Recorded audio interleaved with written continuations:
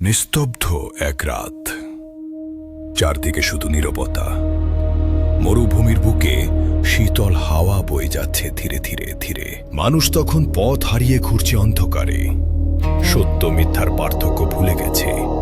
হৃদয়ে জমেছে অন্যায় আর অজ্ঞতার কালো ছায়া। ঠিক তখনই মানব জাতির জন্য শুরু হলো এক নতুন আলো, এক মহামূল্যবান সৃষ্টি, যার নাম কুরআন। কুরআন কোনো মানুষের লেখা নয়, এটা কোনো কবির কল্পনা নয়, এটা সেই মহান প্রভুর বাণী, যিনি আকাশ জমিন সৃষ্টি করেছেন, যিনি মানুষের হৃদয় জানেন, আর যিনি মানুষের জন্য পাঠিয়েছেন সত্যের চিরন্তন পথ নির্দেশ। কুরআনের সৃষ্টি ছিল না হঠাৎ কোনো ঘটনা, এটা ছিল আল্লাহর পরিকল্পনা, যেন মানুষ অন্ধকার থেকে বেরিয়ে আসে আলোর দিকে। প্রথম শব্দ পড়ো, এই একটি শব্দই বদলে দিল ইতিহাস। মানুষকে জানিয়ে দিল জ্ঞানই হলো মুক্তির পথ, আর আল্লাহর বাণী হলো জীবনের সঠিক দিশা। কুরআন ধীরে ধীরে নাজিল হলো, একদিনে নয়, এক বছরে নয়, বরং দীর্ঘ সময় ধরে, যেন মানুষের হৃদয়ে তা গভীরভাবে স্থান করে নিতে পারে। প্রতিটি আয়াত নেমে এসেছে মানুষের কষ্টের সময়, দুঃখের মুহূর্তে, আনন্দের দিনে, যেন প্রতিটি পরিস্থিতির জন্য থাকে সঠিক পথনির্দেশ। কুরআন সৃষ্টি শুধু একটি গ্রন্থের জন্ম নয়, এটা ছিল একটি নতুন সভ্যতার সূচনা। মানুষ শিখল ন্যায় বিচার, শিখল দয়া, শিখল কিভাবে অন্যকে সম্মান করতে হয়। একসময় যারা অন্ধকারে ডুবেছিল, তারা এই কুরআনের আলোয় পেয়ে গেল জীবনের অর্থ। কুরআন মানুষকে শিখিয়েছে মিথ্যা ছেড়ে সত্যের পথে চলতে, অন্যায়ের বিরুদ্ধে দাঁড়াতে, দুর্বলকে সাহায্য করতে। এটা শুধু নামাজ বা রোজার কথা বলে না, এটা বলে মানুষের হৃদয়কে পরিষ্কার করার কথা।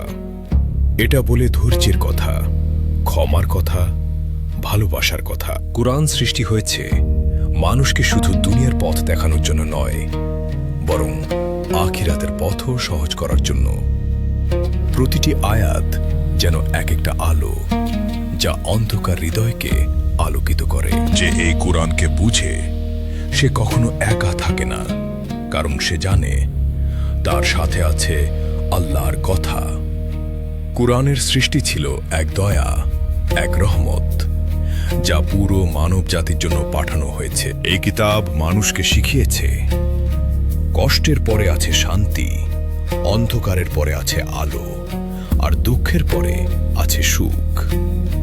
আজও, হাজার বছর পরেও এই কুরআন একই রকম সত্য, একই রকম শক্তিশালী, একই রকম পথ প্রদর্শক।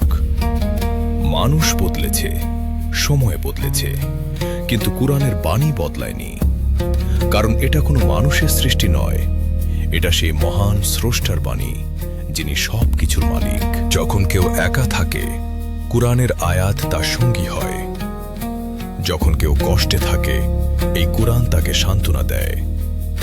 যখন কেউ পথ হারায়, এই কুরআন তাকে পথ দেখায়।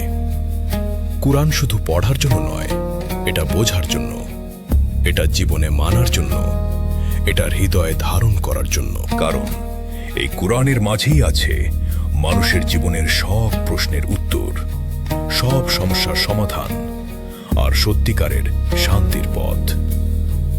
এই কুরআন সৃষ্টি হয়েছে মানুষকে মানুষ বানানোর জন্য, হৃদয়কে নরম করার জন্য, আর দুনিয়াকে সুন্দর করার জন্য। তাই আসুন, আমরা শুধু কুরআন পড়ি না, আমরা কুরআনকে বুঝি, আমরা কুরআনকে জীবনের অংশ বানাই। কারণ এই কুরআনই আমাদের পথের আলো, আমাদের হৃদয়ের শান্তি, আর আমাদের মুক্তির দিশা। এটাই কুরআনের সৃষ্টি, এটাই তার মহিমা, এটাই তার চিরন্তন সৌন্দর্য।